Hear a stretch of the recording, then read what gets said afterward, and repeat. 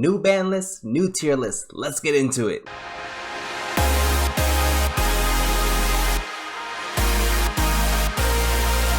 Yo, what is going on, you guys? Yugioh here, and today we're going to be taking a look at the best decks coming out of the new format. January 1st, 2024, we're getting a brand new ban list, guys. So what essentially that means, guys, we are getting a brand new format to play in. Now, the ban list itself really just did a whole bunch of slap on the wrist across the entire format, all the meta, except for Mathme. That one got pretty slaughtered. But besides that, guys, it got us a lot of slap on the wrist. So we're going to go ahead and take a look at exactly how that's going to mesh into January 1st, 2024. We will be creating a different tier list post Phantom Nightmare if you guys are interested in that. But without further ado, guys, let's go ahead and get right into it. Now, like I said, guys, of course, we understand that a lot of decks got a little bit slaps on the wrist. So we're going to go ahead and take a look at a few of these first, just to go ahead and address the elephants in the room. So first, I have Rescue Ace. Rescue Ace, I still believe, is still a S tier strategy. S tier strategy is considered one of the best decks of the format. Realistically, it losing to Airlifter, while it is inconvenient, quote unquote, for the strategy, the deck can still definitely play. It doesn't really lose much consistency at all, really, because you can really just replace the 2 Airlifters with 2 Dark Witch, and then you're good to go from there. So does it really do anything for it? No, not really. You just play 3 Dark Witch and you're good to go from there. And which are realistic, a lot of decks were already doing, a lot of Rescue Ace players were already doing, so it doesn't really do that much to the strategy. It does slightly hurt consistency, again, slightly hurt, but I still believe Rescue Ace is easily be seen as one of the best decks of the format. Definitely one of the most impactful, one of the most oppressive, and extremely powerful. This is definitely going to be one of the best decks to beat. Next up, guys, we have Pelli. So Pelli, guys, I think took a big step down, and realistically, I'm gonna go ahead and put this at a 1.5, potentially high-end tier 2 strategy, and I'm gonna tell you why. So Pelli, its biggest thing before was, and I mentioned this again in my prediction video, if you guys have not checked it out, make sure you guys do so you guys can go ahead and see my understanding and my thought process, because we're actually pretty accurate when it came to our predictions. But when it comes to Pelli specifically, guys, I think that hitting Sleepy Memory to 2 was a actually really impactful hit. Basically what it does is when you activate your My Friend Pelli, you reveal 3, you add 1, it guaranteed having 3 in your deck that you are going to get at least 1 Sleepy Memory, which guarantees you your search of the trap card, which then guarantees you to have 1 Big Cat on your opponent's turn, as well as drawing 1 to 2 additional cards during your opponent's turn, maybe potentially 4 cards. So it really was extremely good at being able to do that. Now, being able to hit Sleepy to 2 makes it so it's a far less consistent strategy in order to be able to go ahead and make sure you get your Big Cat right off the bat, which means you only have 9 spells, 9 quick play spells in your main deck, as well as comparison to 10, which may not seem like a big drop off right off the bat, but knowing that 2 of those cards, essentially 2 or 3 of those cards, are not at 3, means that you are not going to be able to guarantee yourself the additional draws. You're not going to be able to guarantee yourself that big play going first. So Pelli is going to have to become a going second strategy, in my opinion. We'll have to wait and see, but realistically, My Friend, you can still go ahead and reveal 2 Sleepy and Delicious. Really just hope for the Sleepy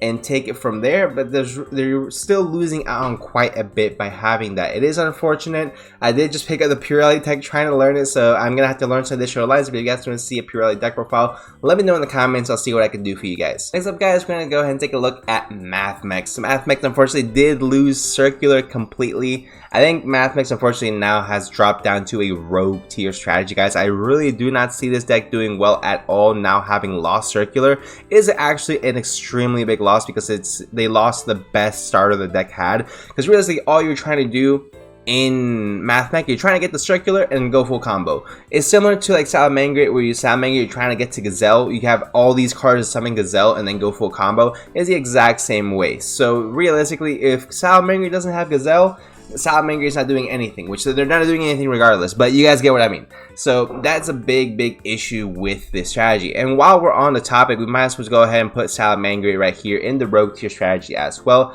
Salamander, I'm not seeing doing anything whatsoever. I could be completely wrong. If you guys Salamander enthusiasts, just let me know in the comment section down below. We can talk about it. I just don't see Salamander doing anything. It hasn't done anything. It will continue to not do anything, and we will continue to use their cards for additional advantage. For example, the Link 4 is still a really good card, but unfortunately Salamander cannot capitalize on it just yet.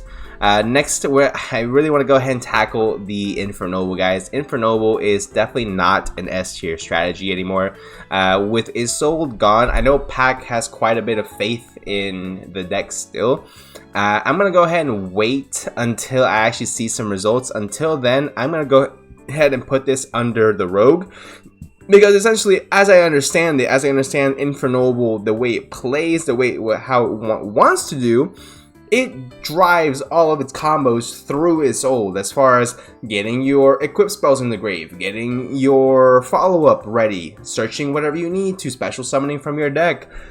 All these amazing things that Isolde does for the deck are now officially gone forever.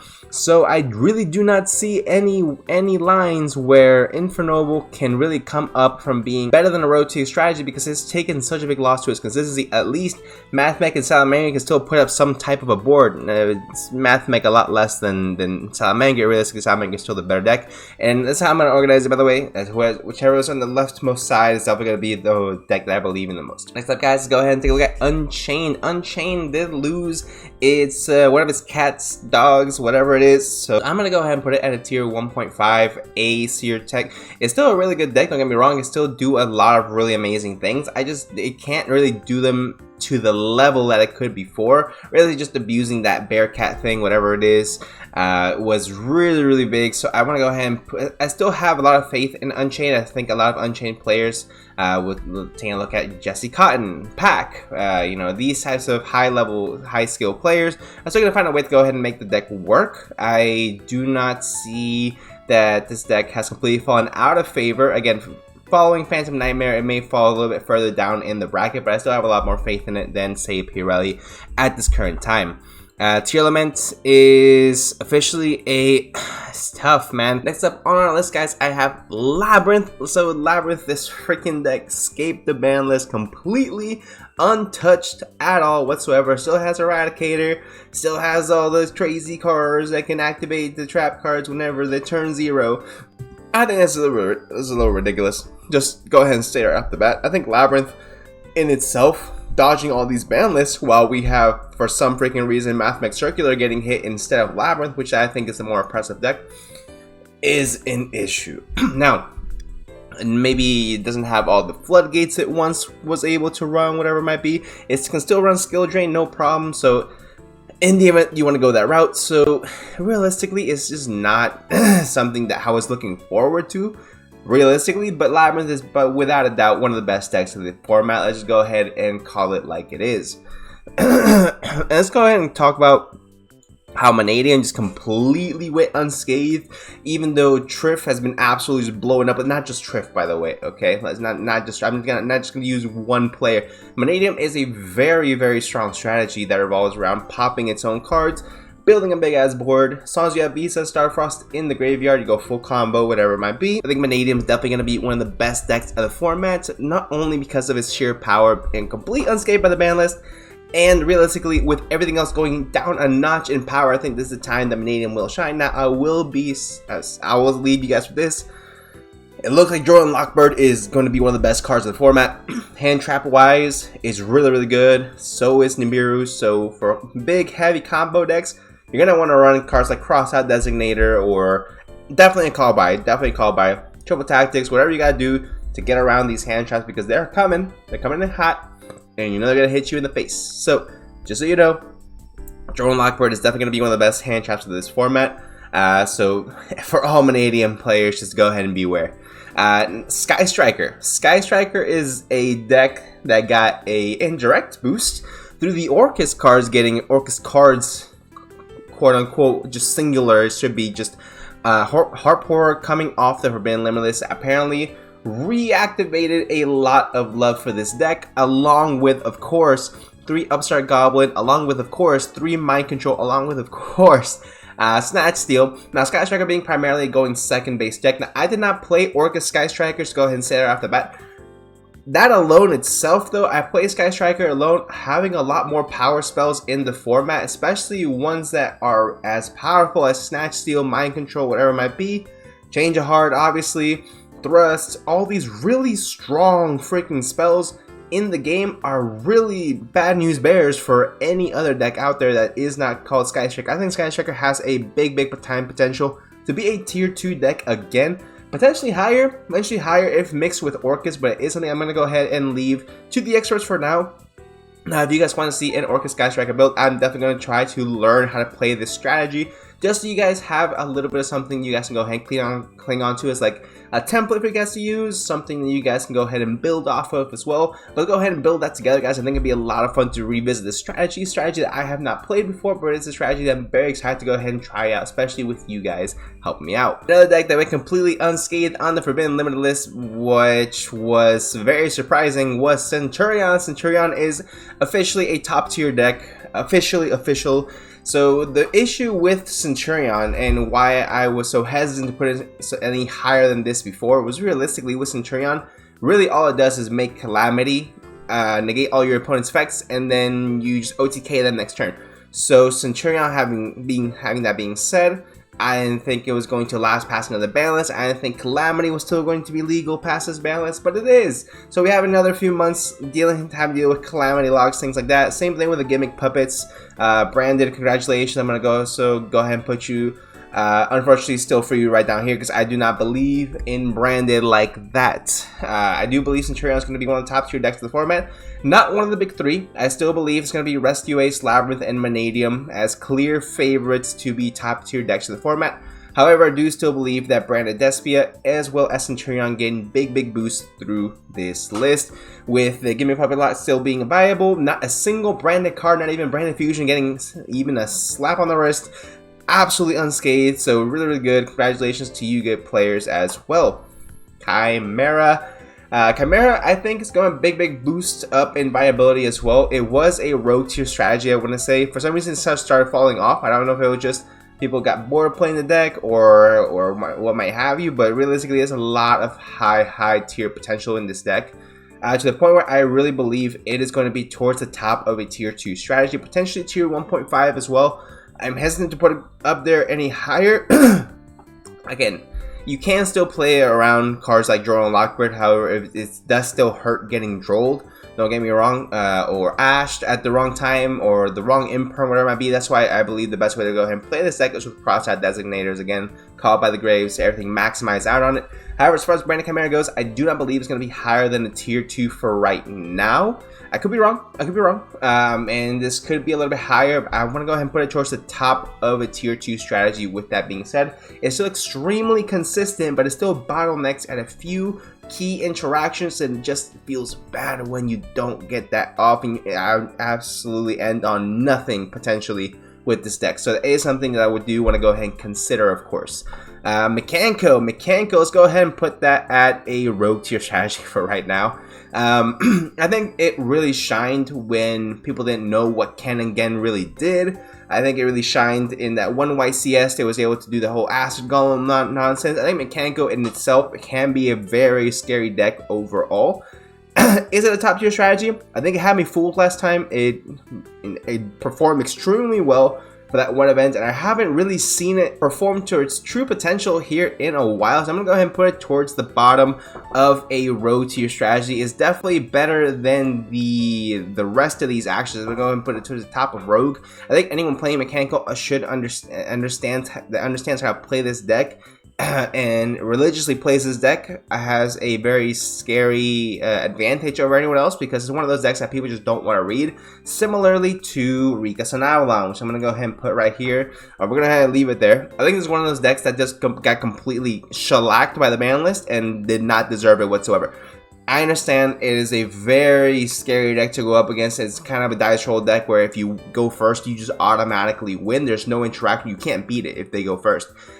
And that is something that is scary, but realistically, it's just Jessica that's playing this deck. Nobody else. Name me another person that plays this deck. Yeah, okay, one or two other people. But no one really plays this deck. Why is it getting absolutely shellacked by the ban list? I think that was a little harsh, if you don't mind me saying. So I'm going to go ahead and put it towards the very bottom of the tier list. I just don't think it's going to do anything whatsoever. But we'll see. We'll see. Now, I do have the Fire King structure deck. I guess I call it a structure deck because so many different ways to go ahead and play this deck. I really want to put this towards the tier 1.5 strategy. I think that especially towards as we head closer and closer into Phantom Nightmare, it's just going to keep getting more and more viable. But realistically, the fact that you can continuously just blow up the board during your opponent's turn, the fact that you get non-targeting pops with the Curin, the fact that you get all these other advantages, especially if you play with the Tri-Brigade stuff, you can get a whole bunch of non-targeting banishes. With the Diabellstar stuff, it's extremely consistent. You just gain so much advantage with this deck. It's really, really good.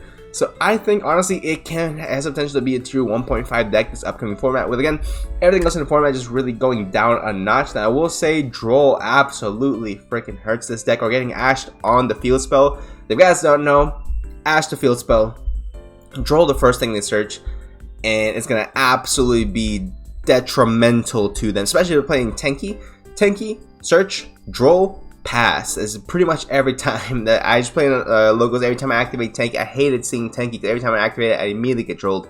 So it was unfortunate, guys, but Fire King, I still do believe it is a top tier strategy, even though I've been hating on it for like 30 seconds. Sprites, guys. Sprites, I think with the getting Sprite Starter 3 is better. I don't think that it's I'm gonna go ahead and put it at a top of Rogue. I think top of Rogue is fair. So Sprite, it got Sprite Starter back to 3, which is cool, don't get me wrong. Sprite Starter at 2 did not really do that much against the strategy. I think a big boost to the deck would be like if you were to potentially get Sprite Elf back. Sprite Elf is crazy good. It's never gonna happen. Never gonna happen. It's too generic of a card, and I think that was the biggest problem. If Sprite Elf would have read special summon any level 2 Sprite monster, then you would have been good. But it's back, the fact that you can special summon any level 2 you want anywhere back, there lies the issue. So having that being said, I think Sprites do gain a nice little boost in consistency. Having that third starter is going to make a big difference? No. But if you guys do want to play Sprite and are very interested in Sprite, I just posted a Super Heavy Samurai Sprite undefeated variant, guys. My boy Johnny at Locals went absolute ham and cheese with this deck. If you guys want to understand how to play Sprite variants, even post Banlist, this is definitely going to be the best one for you. And you don't even need that third copy of the Sprite starter. So very big. Make sure you check it out. Link in the description. Also leave card up here for you guys. Next up, I have Cash Tier, Cash Money. Cash Money, I am still going to go ahead and put it at a tier 2 strategy. I think Unicorn coming to 3 is great for the strategy. Again, it's similar to Sprite starter going to 3. It doesn't really do that much for the deck. But the fact that everything is coming down a little bit in power level, I think really helps Cashier a little bit more. The issue with this is that Cashier is a much better going second deck without a Rise Heart.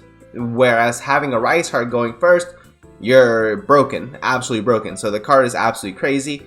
As a reason, a Rise Heart is still banned and realistically should not come off the ban list for a while, if ever. So that is something that's worth considering, but I just don't see any level or rank 7s that you can go into first turn, opening turn, that are really going to be detrimental to your opponent's strategy, unless you just want to go Shanger Era Control and play cards like D-Shifter, D-Fissure, Macro Cosmos, and just focus on banishing everything your opponent has, in which case that is potentially a strategy you can use. I'm wondering if you could potentially play this with Runix to try to deck out your opponent, potentially, I don't know. So that's something that is at least worth looking into. I think that would be really cool to have a really control-centered Cashier build. I think it'll be really spicy and really interesting considering everything that it can potentially do. Next up, guys, I have Orchest. Orchest I have never played in my entire life, nor do I know what it really does, except for that one time I played it in locals. But realistically, from what I understand, the field spell wins the game for you, so that is scary to think about. But considering I don't really know what the deck does with Harp Horror, I don't think I am qualified, if you will, to make this type of a decision. So I'm gonna go ahead and anger everybody and put it in D tier. And then let me know in the comments. Realistically, guys, I just don't want to make an uneducated decision on something I realistically do not know full well. I'm going to put this here for right now, but you guys just let me know where it should fall on the tier list, and we'll go ahead and use that in following videos so you guys can understand where it should belong. But I just don't know enough about it. Phantom Knight's got a funny little boost, so that's pretty cool. I'm still going to go ahead and put him at right here. So Phantom Knights are pretty cool because you got tier top to, I think it was tier top to 2. Not Takatambo, tier top to 2, which means you get more rank 3 potential plays, which is kind of cool. So, you know, Phantom Knights kind of do a little thing here and there. It's still below the rogue tier strategy for me. But we'll see. We'll have to wait and see. Now, I haven't really seen Dragon Link really do all that much ever since Chaos Space went to 1. I'm still going to go ahead and put it towards the top end of the rogue tier strategy. I think any Dragon player or Dragon Link player would tell you that this deck is unkillable and immortal, so that is something that's worth considering as well. I think Dragon Link, when you're able to actually find the secret sauce to make the deck really work, then every Dragon Link player starts to play, and then it starts getting a whole bunch of representation. So realistically, I think Dragon Link has the potential to still do a lot of crazy shenanigans. However, I do not believe that it is currently in a position where it is at that level just yet, so worth considering. Flandre is definitely a tier 2 deck. Flandre is still a very scary deck, still a very technical deck, can be, so it's something that's worth considering. Now Flandre, of course, it relies a lot of cards messing around with the graveyard, things like that, so you can play Shifter easily. So I think in a format where cards like decks like Rescue Ace that need the graveyard to summon the Turbulence, Vanadium that need cards again in the graveyard, things like that. So that's why I think Chimera and the Flandre strategy should belong up here. However, I do not believe they should be going any higher just because that is kind of a very niche thing that they do. However, I do think they have a really good rogue matchup against potentially everything here in the format. Pendulums, we're gonna go ahead and leave it right here. The second someone tops Pendulums, go ahead and let me know. I'll put it up a little higher, but it's just not happening. The thing with Gold Pride hasn't done anything. It's been a very low-end, low-tier deck for a while now, and it will continue to be a low-end, low-tier deck for a while. I just don't believe in the deck personally. It can be very scary, don't get me wrong. I've gotten Rollerballer before and it absolutely sucks, especially when I'm playing Chimera, quote-unquote best deck of the format, with a Rise Heart, and then a Rollerballer just ends my entire turn. Vanquish Soul, I think, definitely got a bit of a slap on the wrist with there can be only one going to 1. However, the Vanquish Soul strategy does not rely on there can be only 1 in order for a strategy to go off. So I think it's actually a tier 1.5 strategy. I think Vanquish Soul duelists who actually understand the ins and outs of the deck can very much do extremely well with this deck.